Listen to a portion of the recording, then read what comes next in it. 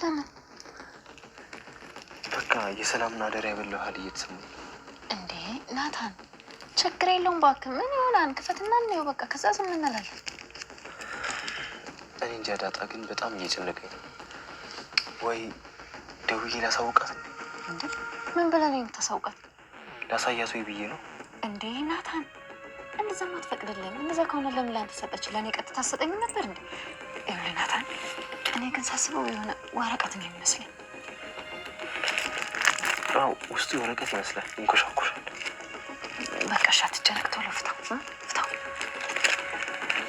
እሺ በቃ ይሻላል፣ እሷ የምትመስል ይሻላት። ኤቢ ቆይ የት ሄዳ ነው?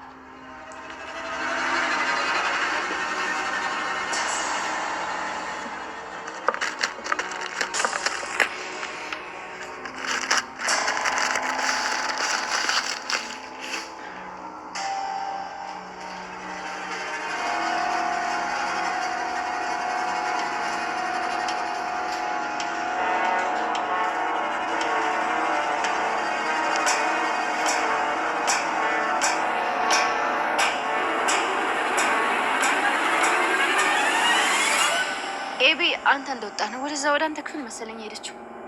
ምን ነው እናታን እየፈለግካት? አይ እንትን እሺ ሰዎች ሰላም። አይ መልካም፣ ደህና ናቸው። በጣም አመሰግናለሁ ናታን። አንተ ምንድነው ብብት ስር የደበቅከው ክንፍ አለ እንዴ? ምን ማለት ነው እንዴ ናታን? ከመቼ ነው በር የመጣው? አቤት ዳጣ፣ ዱ ነገር ስታዞሪ ስቺበት ደግሞ ፍጥነትሽ ዱ ምን አለበት ዳጣይ ለውሃይ ትንሽ የጠብታ ያህል ብታጋቢባት። አይ እማዬ፣ አንድ ጊዜ እኮ ነው ውሃን በቃ እንደኔ ሁኛ አልኳት። ከዛ ምን ብትል ጥሩ ነው? እሺ ሰላም ከደረጀ ጋር ተጣልታ ከቤት ወጥታለች። እንግዲህ በእሷ ምትክም አዲስ ሰራተኛ ተተክታለች። ሰላሚና እንግዲህ ልትወልድ ነው። በእርግጥ አክስቷ ጋር ሄደችው ለጊዜው ነው፣ እውነቱ ሳይወጣ። አቶ ደረጀ በጣም መቋቋም ስላልቻለ እሷንና ወይዘሮ ማርታን አንድ ቤት ማየት ስላልፈለገ ያስወጥቷታል ማለት ነው። ወይዘሮ ሰላም በእርግጥ ይገባታል፣ ምክንያቱም በጣም ብዙ ስህተት ነው የሰራችው። እናም ስለዚህ ባትመለስ ራሱ ላትመለስም ትችላለች። አቶ ደረጀ በጣም ነው የተናደደባት። ማለት እንዴት አይኗን እያየሽ ይህን ያክል ጊዜ እሷን ለመበቀል ሁለተኛ እንደዚህ አይነት ስህተት ትሰሪያለሽ ብሎ በጣም ስለተናደደበት ሄዳለች ማለት ነው። እናም ከመሄዷ በፊት ለናታን እንግዲህ ዳጣ ልጇ እንደሆነች ተናግራ አደራ ሰጥታለች። ይህን አደራውን ደግሞ ሁላቸውም ከፍተው አላነበቡትም ማለት ነው። ስለዚህ ሁለታቸውም ከፍተው ሊያነቡት እየተዘጋጁ ነበር፣ ዳጣና ናታን።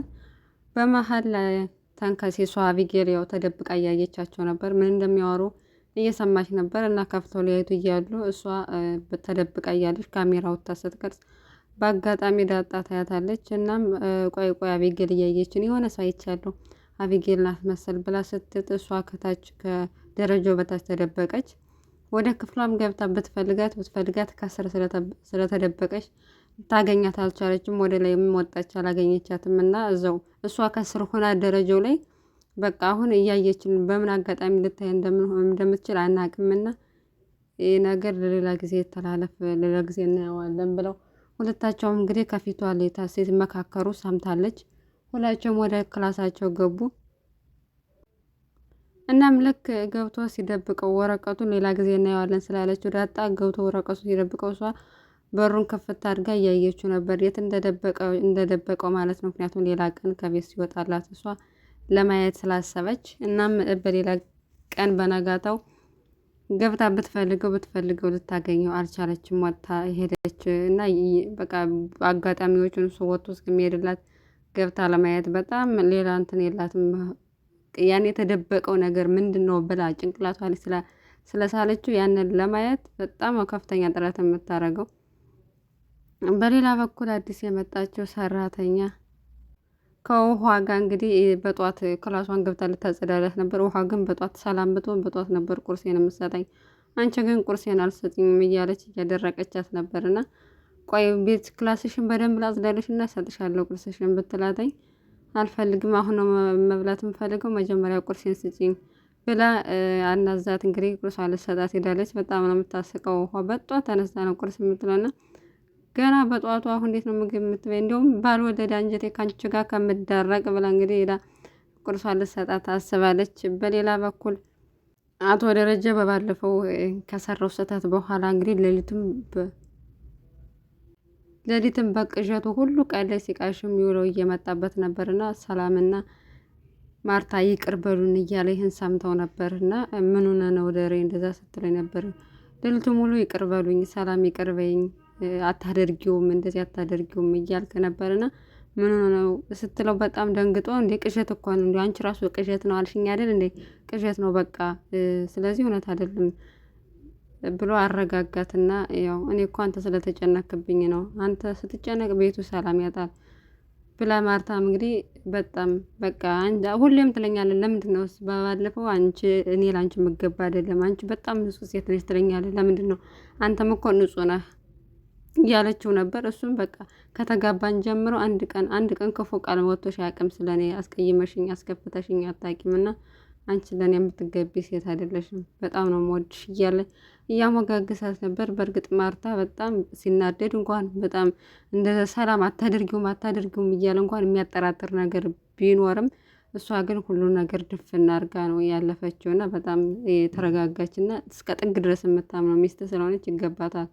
እሱም ያው አንድ ቀን በስተት ሆነ፣ ሁለተኛውን ደግሞ ሆን ብላ ሰላም አደረገችበት እንጂ እና ይህን የመሰለ ቤት ሁለታቸው መከባበር እና ሁለታቸው ያለው መደማመጥ መከባበሩ የሆነ ጸጥ ያለ ሰላም ፈጥሮላቸዋል ማለት ነው። እና በጣም ስለሚወዳትኝ እሱ ነው ጸጸቱ በጣም እየጎዳው ያላት ወደ ደረጃ ስለምወዳትና እንደ ንጹህ ሴት ስለሆነች ስለታመነችለት ነው ማለት ነው።